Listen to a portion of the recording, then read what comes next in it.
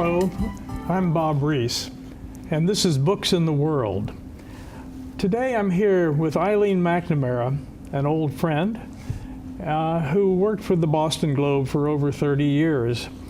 I'm pleased to welcome you, Eileen, to this old running book review club. Ellen was at the Boston Globe for over 30 years. She won a Pulitzer Prize there for her commentaries, and she was among the first to raise the alarm about clergy sexual abuse. She's now the director of journalism at Brandeis University. Eileen, good to see you. Good to see you. Welcome to Books in the World, and thanks so much for coming. Well, thanks for having me. I want to say that Eunice is one of the best biographies I have ever read. I really loved reading it. Thank you. There's been a plethora of books written about the Kennedy family, about Rose, about Joe Sr., about Jack, Bobby, Teddy. Isn't this the first book ever written about Eunice? It is indeed. It is indeed, and long overdue. I should say it is. Why do you think so little has been written about Eunice Kennedy Shriver? Well, what distinguishes her from her brothers? She's a woman, and I think it's pretty easy to overlook women in history. And doing the research on this book and discovering her extraordinary contributions made me realize how often we write women out of history. Well, this is particularly true with Eunice Kennedy Shriver. It seems to me, after reading this book, I was just amazed at how she was overlooked in all of the historical references to the Kennedy family. A central theme in the book is just that. It's that Eunice is always in the background. She's sundered aside. She's never in the middle of pictures, the pictures that were taken of the Kennedys in their various roles as president, as senator, and so on. She's never in those pictures, is she? Not too often, and I think it was very hard for her to get seen in that household, partly because she was a woman and partly because she was the exact middle child. She was the fifth of 9. And most middle children know it's hard to get attention from your parents. And Eunice was different from her sisters. She was not like the others. She went to Stanford University. She finished her education at Radcliffe, at Harvard. She was a monumental intellect, a lot like her brother, Jack. There were other differences that Eunice had from her brothers and sisters. She was, I guess, more like Jack in respect to her health. Would you like to say a little bit about her health? She was fragile. She had all kinds of stomach ailments, which was common in the Kennedy family. But she also had an eating disorder that is quite clear, manifests itself throughout her life, well into old age. There was very few things she could eat comfortably without having stomach upsets. There's some thought that she might have had Addison's disease, as Jack did himself. She was a pretty fragile person, but like Jack, she was sickly, but she found a way to channel her sickliness into a productive way. He would prop himself up in bed and read British military history. She was far too frenetic a personality to sit and read. But we remember those touch football games. What we don't remember is that Eunice was the quarterback. Well, that was what struck me. She was very thin in her pictures, the early pictures of her. And she seemed almost cachectic at sometimes in those pictures, and yet she was a real super athlete. She was an amazing athlete, and I think it's typical of her. It was a force of will. She was the best mariner in a family of sailors. She was the best tennis player. She was a great swimmer. She was pretty fierce in anything she undertook. I remember one of the quotations. I won't give you the exact quotation because this is a family television show. But her father, Joe Sr., said that if she had been a man, she would have been the best politician in the family. I think she was the best politician in the family as a woman. She didn't run for public office. That avenue was not open to her, only to her brothers. But when you see what she accomplished legislatively, behind the scenes, this was one savvy political strategist. What do you consider her most important political contribution? I mean, there were several of them, and we'll get to that. There's so many of them. Well, we remember her, of course, for Special Olympics, but I don't think that's her greatest triumph. There wouldn't be a National Institute of Child Health and Human Development were it not for Eunice. She convinced President Kennedy to create that institute over the opposition of Dr. James Shannon, who was the head of the NIH. He didn't want it. He said children were just small adults. Why should we have an institute devoted to their health? Well, of course, we know now that's ridiculous, but that was conventional wisdom in 1962. So all the research that's been done on childhood diseases, I think we owe Eunice for that. It's easy to forget, too, that until 1975, children with intellectual disabilities were not guaranteed the right to a seat in a public school classroom. She did that. She did that. An amazing woman. I want to get back to the fact that she was sort of invisible to the general public. She certainly wasn't invisible in Washington, D.C. or wherever she was. She was not invisible. You say invisible or interchangeable, the lot of the daughters of Joseph P. and Rose Fitzgerald Kennedy. You want to talk a little bit about that? Well, you know, when I first started researching this book, Eunice had been dead for a couple of years, and she, if you remember, died within 2 weeks of Senator Kennedy. She died first. She had a lovely obituary on the front page of the New York Times, as did Ted. And Ted's obituary, much longer than hers, of course, came with a number of family photographs. And in those photographs, all of the sisters were either misidentified or left out completely. And I thought it was a perfect metaphor for her life story. They didn't see her. Right, she was, and until I had known about Eunice because of various other things. Being a pediatrician, I knew of the efforts that she had made, but she didn't have the prominence that the others did. Now, getting to the work of doing this biography, which is an amazing piece of work, in your acknowledgement section, you allude to 33 boxes of private letters, documents, diaries, and memoranda that were contributed, shared by the Shriver family. Would you like to talk a little of that? Well, that was an extraordinary part of this research. They were stashed up in what amounts to the attic of the John F. Kennedy Presidential Museum in Dorchester, up in Boston. And they'd never been looked at. They were uncatalogued. The family had not ever actually deeded them to the library. So I had to convince the Shriver siblings to take them out of the library because I didn't want them to catalog them, a process that would take years. And they sent them to me at Brandeis. And it was an incredible act of faith and trust because none of the kids had looked at those boxes. They didn't know what was in there. Tim Shriver, in fact, said to me, I don't know why you're so eager to get your hands on these boxes. There's probably nothing in them but tapes of Maria on the Today Show. And in fact, there were no tapes of Maria on the Today Show. But it was a treasure trove of letters, you know, going back to her girlhood. How did you sort these all out? It must have been slowly. It was a massive task because there was no rhyme or reason. You know, the great biographer of Lyndon Johnson, Robert Caro, says, a biographer's job is to turn every page.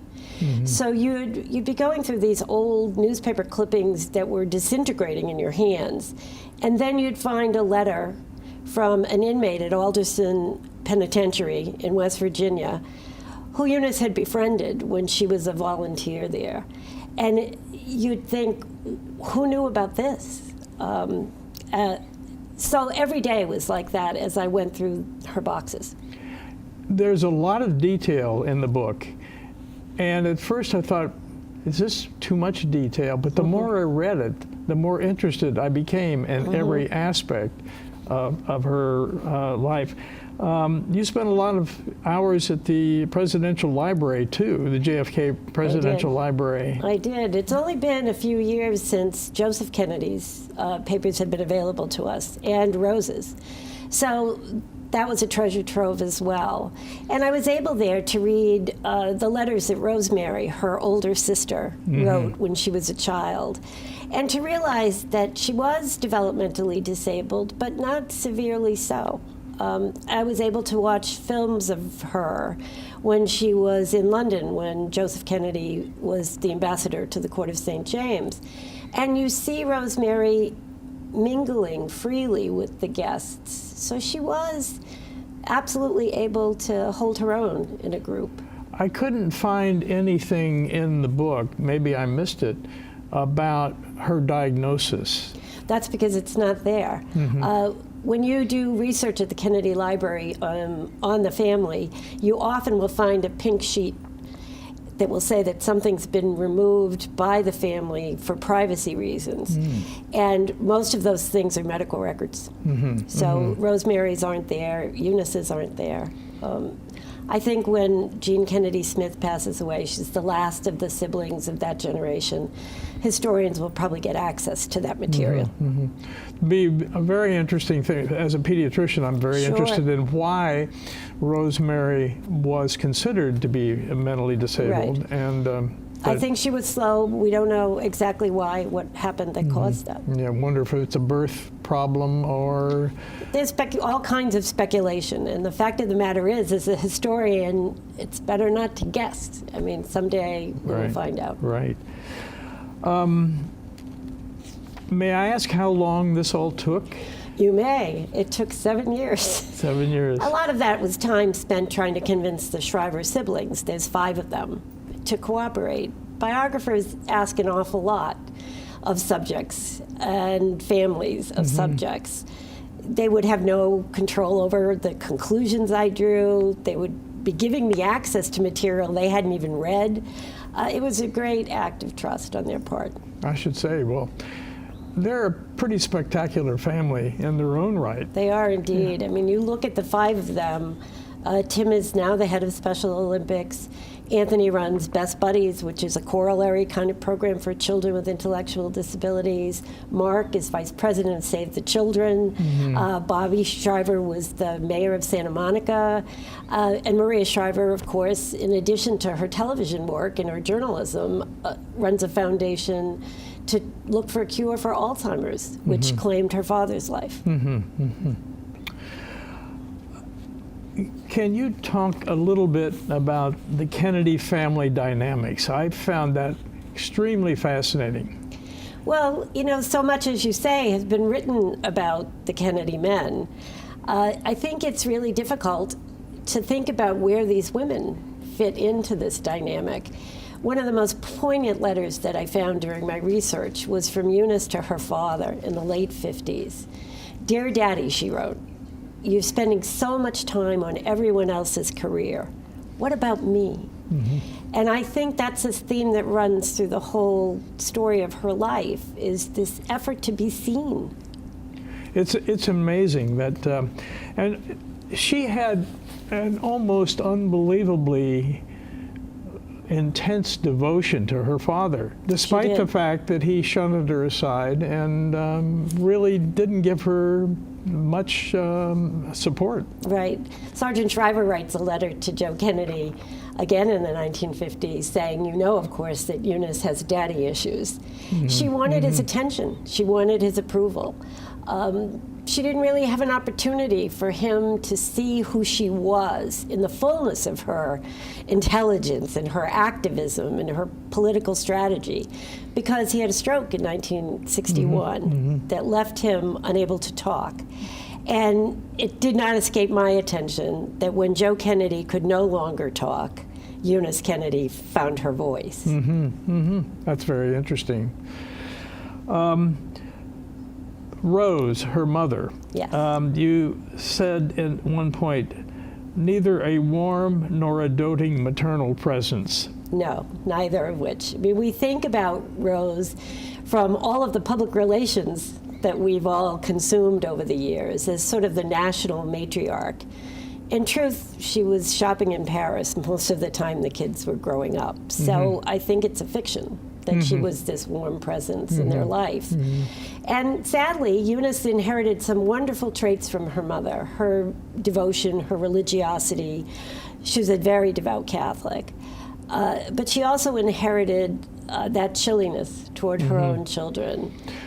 Yes, I noticed that, and I was kind of interested. This goes a little bit fast forward to her marriage to Sergeant Shriver, and the fact that Sergeant Shriver was the caretaker. Yeah. He was the warm maternal presence in that household. He would slip notes under their doors when they went to bed at night saying, "That was a wonderful point you made at dinner," or "Good luck on the chemistry exam." He was just very, very loving and overt. Eunice went to bed and she locked the door behind her because in addition to her physical problems, she was an insomniac. So she didn't want the children coming in and climbing into bed with her. He did. That's very interesting. The other thing that I thought was quite interesting is her relationship with Jack, with her brother, the president. He deferred to her to some extent. Did. Because he recognized that this was a very, very wise and intelligent woman that he was did dealing indeed, with. and when you read Kennedy biographies of the men, she's often treated dismissively. Jack would say, "Give Eunice whatever she wants," and the implication was that she was such an irritant, he wanted to get her off the phone. In fact, she was an irritant. It was one of her strongest characteristics. But he also knew that on issues that mattered to her, that Eunice knew what worked. And she convinced him to do so many things for this population of children with intellectual disabilities that the federal government had never done before. He didn't do that because she was an irritant. He did it because he trusted her. Right, right.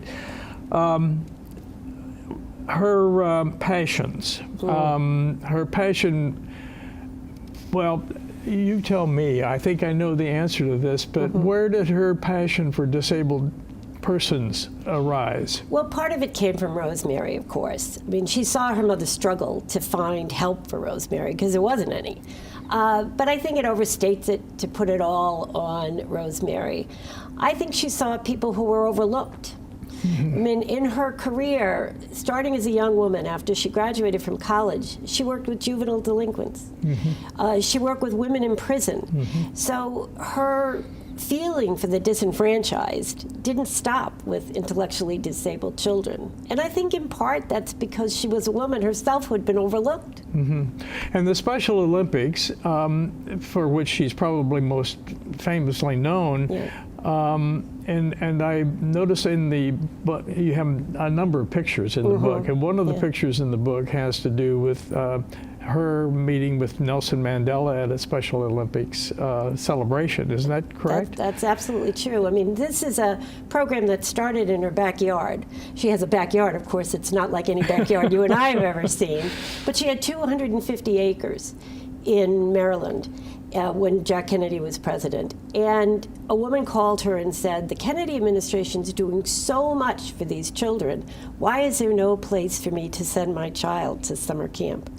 So Eunice looked out the back window, and she did what Eunice always did. If there wasn't there, she was going to create it. So Camp Shriver started with 31 kids.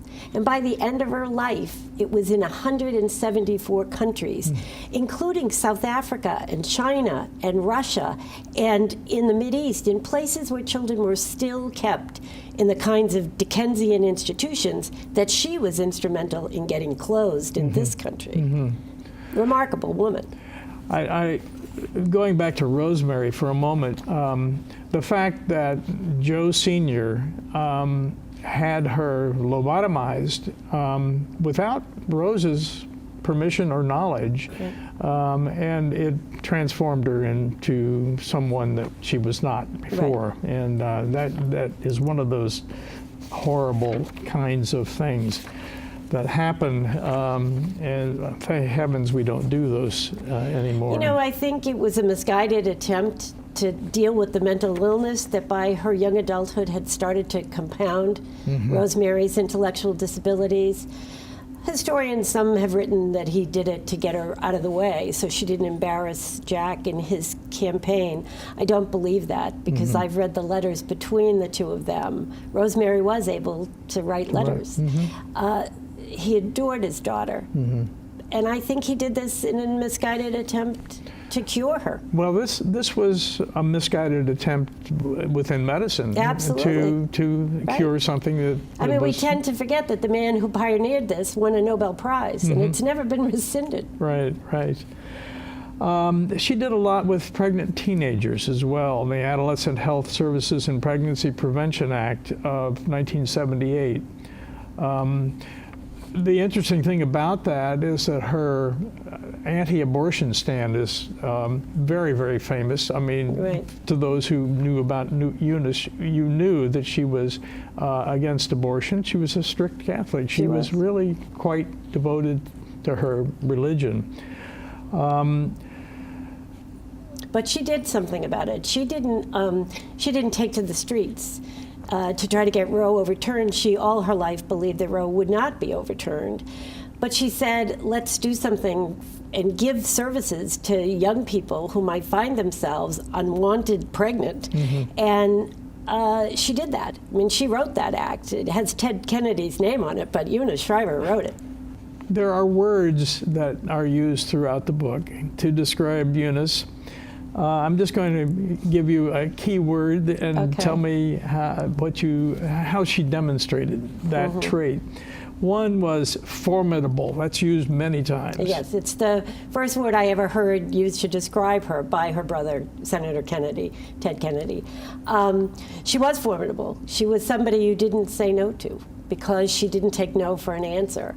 Orrin Hatch describes Eunice coming down the corridor in the Capitol, to confront him with something she wanted done, something she wanted passed, an appropriation, a bill that she wanted him to co-sponsor with Ted, because of course he was a Republican. So she worked both sides of the aisle.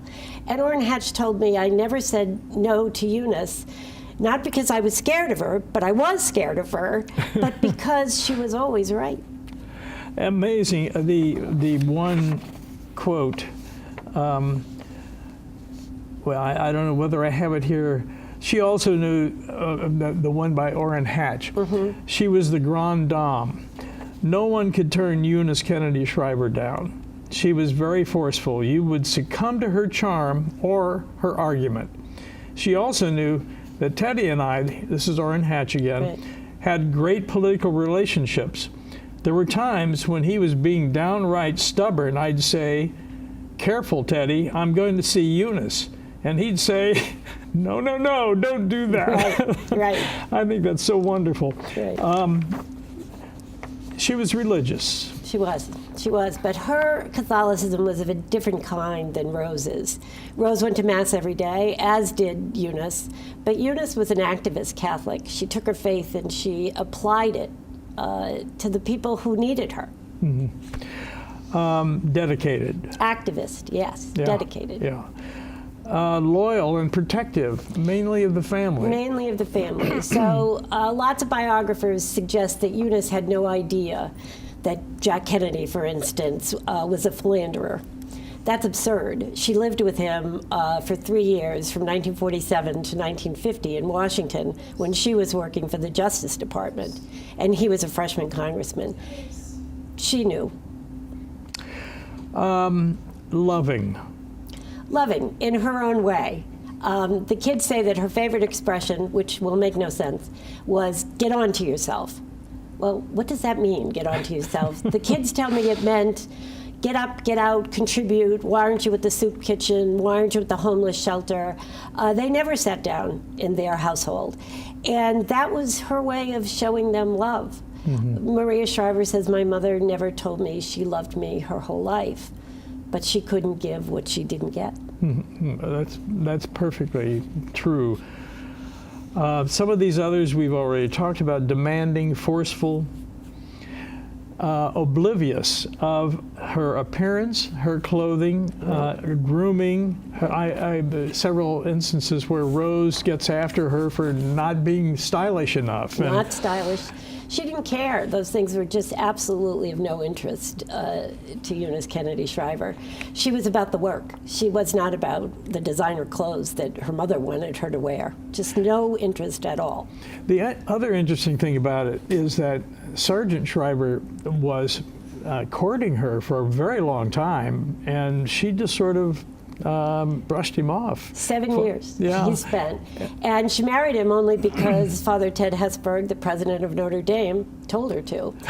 And why did he tell her to? Because Joe Kennedy called the president of Notre Dame and said, you need to get Eunice to South Bend, and you need to dissuade her from becoming a nun. And why did she want to become a nun? Because in the 1950s, women with ferocity in the world of social work were often nuns. And that's what she wanted to do. But after she was married, apparently she and Sergeant Shriver had a wonderful relationship. They had a marvelous relationship. Romantic love is maybe overstated in a lot of relationships. He had enormous romantic love for her. She admired him greatly. And together, they had this fabulous partnership for social justice that I think is unmatched in that family. She was also called aggressive, intimidating, overbearing. She went through assistance the way the rest of us go through tissues when we have a really, really bad cold. And, you know, I interviewed many of them, and they said she was impossible to work for, absolutely impossible. Timmy sent me to somebody who he was sure would praise his mother as a boss because she had worked for Eunice for 10 years. When I called her, she said, oh yes, 10 years, and I wanted to kill her every day. She must have been an amazing woman. Well, she wanted everybody to have the same sense of urgency about these issues that she had.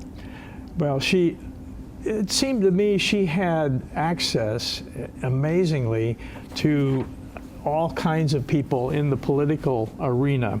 She would walk into their offices, Right. and she would almost pound on their desk and say, you've got to do this. She did. And they would do it. She did. I mean, she used her famous name and her father's fortune to change the world for these children. And she did it by kicking down doors all over Capitol Hill. The book is Eunice, the Kennedy Who Changed the World. And I think you understand after reading this book why she was the Kennedy who changed the world. Thank you, Eileen McNamara, Thanks, Bob. for being here. Thank you.